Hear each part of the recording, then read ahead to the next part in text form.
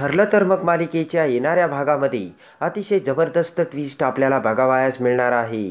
त्यामध्ये आता कुसुमकडे राहायला आलेल्या प्रतिमाने तिच्याकडचे एक पैंजण हे कुसुमला दाखवताच कुसुमला मोठ्या सत्याचा उलगडा होताना आपण बघणार आहोत. कारण त्यातील दुसऱ्या पैंजणाची जोडी ही मधुभाऊकडे असल्याचे आता कुसुमला त्या सत्याचा उलगडा होऊन तेच पैंजण दुसरे तिसरे कोणतेच नसून सायलीचे पैंजण असल्याचे आता सत्याचा कुसुमला मोठा उलगडा होताच आता सायली ही दुसरी तिसरी कोणी नसून ती प्रतिमाची मुलगी असल्याचे सत्य एकाच पैंजणाने कुसुमसमोर येताना आपण बघणार आहोत. त्यामध्ये आता सुभेदारांच्या घरी आलेल्या मधुभाऊंसमोर त्या पैंजणाच्या मोठ्या सत्याचा उलगडा करताच आता तेच पैंजण हे लहानपणी सापडलेल्या सायलीचेच असल्याचे आता मधुभाऊंच्या मोठ्या खुलाशाने प्रतिमा आणि सायलीच्या सत्याचा मोठा स्फोट होताना आपण बघणार आहोत. त्यामध्ये आता कुसुम आणि प्रतिमाची भेट होऊन आता कुसुमने सुद्धा प्रतिमाला तिच्या घरी राहायला आणलेले असते. कुसुम आणि प्रतिमाची मैत्री होऊन आता दोघीही एकमेकांच्या विचाराने या कुसुमच्या घरी राहत असतात. तर प्रतिमा ही कुसुमच्या घरी दिवाळीसाठी फराळ तयार करून ते मार्केटमध्ये विकत असते. त्यानंतर आता कुसुम आणि प्रतिमा एकमेकांच्या सर्व गोष्टी एकमेकांना शेअर करत असतात. इकडे आता प्रतिमाला घरदार नसल्यामुळे ती मंदिरात राहत असल्याचे कुसुमला समजलेले असते. पण प्रतिमाने कुसुमला तिचे नाव हे कविताताई सांगितलेले असते. आणि त्याच वेळेस आता इकडे प्रतिमाने दिवाळीसाठी बनवलेला फराळ मार्केटमधून तन्वी ही घेऊन जाते आणि तोच फराळ हा पूर्णाजीकडे तन्वीने दिलेला असतो. तर इकडे आता सायलीने बनवलेला फराळसुद्धा सेम टू सेम असल्याचे आता पूर्णाजी समोर आलेले असते. एकच चव, एकच रंग आणि एकच कलरमुळे कोणता पदार्थ कुणाचा आहे पूर्ण आजीला सुद्धा ओळखता आले नसते. त्यामुळे दोन्हीही पदार्थ एकाच वेळेस त्यांचा दैवीला नैवेद्य गेलेला असतो.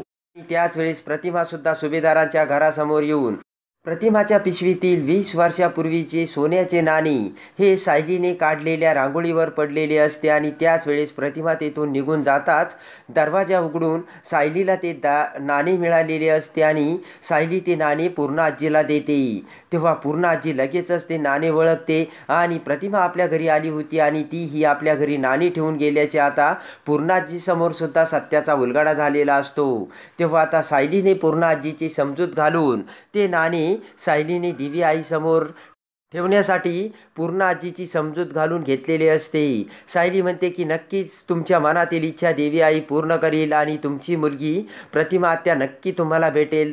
तेव्हा सायलीचे ते बोलणे ऐकून पूर्ण आजीच्या डोळ्यात सुद्धा पाणी आलेले असते.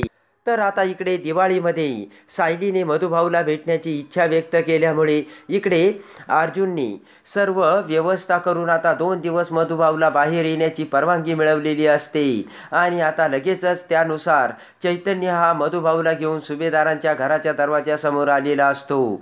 दरवाजा उघडून लगेचच आश्रमातील 2 मुले ही सायलीकडे धाव घेतात. तेव्हा आश्रमातील मुले आपल्याला भेटायला आली हे बघून सायलीला मोठा आनंद होतो. त्याचबरोबर पाठीमागून साऊ अशी हाक मारतात सायली ही मधुभाऊकडे बघते. मधुभाऊ दिसताच पळतच सायली ही मधुभाऊकडे धाव घेते आणि प्रेमाने मधुभाऊला मिठी मारते.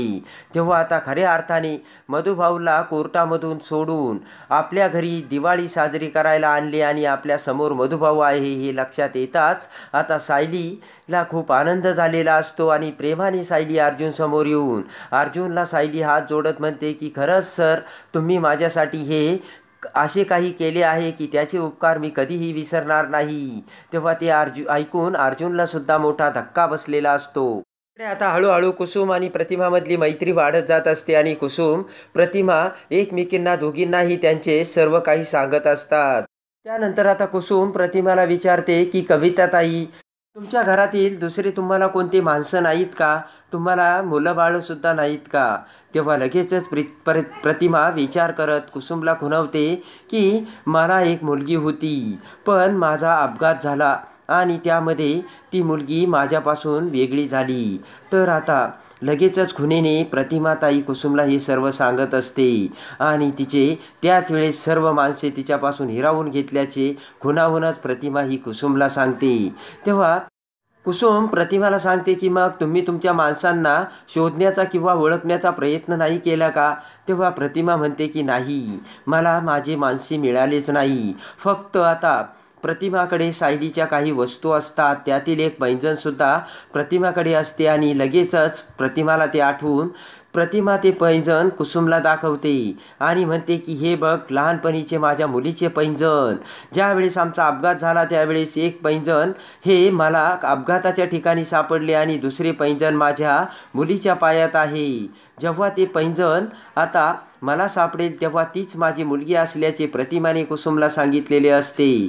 तेव्हा कुसुम ते पैंजण आपल्या हातात घेते आणि बारकाईने ते बघू लागते.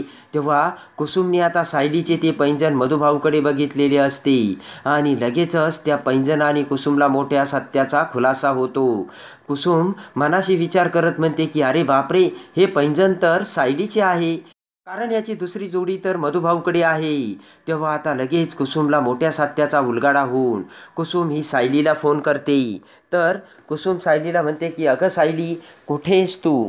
आणि सायली म्हणते की मी दिवाळीला मजेत आहे. आणि कुसुमताई, तुला माहीत आहे का, अर्जुन सरांनी 2 दिवस मधुभाऊंना माझ्यासोबत दिवाळी साजरी करण्यासाठी कोर्टातून बाहेर आणले. आश्रमातील मुलं ही आमच्या घरी आलेली आहे आणि आता आम्ही मुले आणि मधुभाऊ हे सर्वजण माझ्या घरीच असून आम्ही आता दिवाळीचा आनंद घेत आहोत. तेव्हा आता कुसुमला सुद्धा मोठा आनंद झालेला असतो आणि चिडक्या बिब्ब्यांनी खरंच एक मोठे काम केल्याच्या त्या कुसुमला समजते. कुसुम म्हणते की खरंच सायली, तुझ्या त्या चिडक्या बिब्बाने मधुभाऊला तुझी भेट घालून खूपच चांगले काम केले आहे. तर आता इकडे सायली खूप खुश झालेली असते. तर कुसुम म्हणते की सायली, पण मला तुझ्याशी एक महत्त्वाचं बोलायचं आहे. तर सायली म्हणते की बोल ना कुसुमताई. तेव्हा कुसुम म्हणते की अगं सायली, तुझे दुसरे जे पैंजण हरवले आहे ना, आणि पहिले पैंजण तुझे मधुभाऊकडे आहे. सायली म्हणते बरोबर. तर कुसुम म्हणते की अगं, माझ्याकडे जी बाई आली आहे ना, कविता ताई, तिने तिची मुलगी 20 वर्षापूर्वी हरवलेली आहे आणि 20 वर्षापूर्वीची तिच्या मुलीचे ते पैंजण फक्त तिच्याकडे आहे. आज तिने मला ते दाखवले आणि ते पैंजणाची दुसरी जोडी आपल्या मधुभाऊंकडे आहे.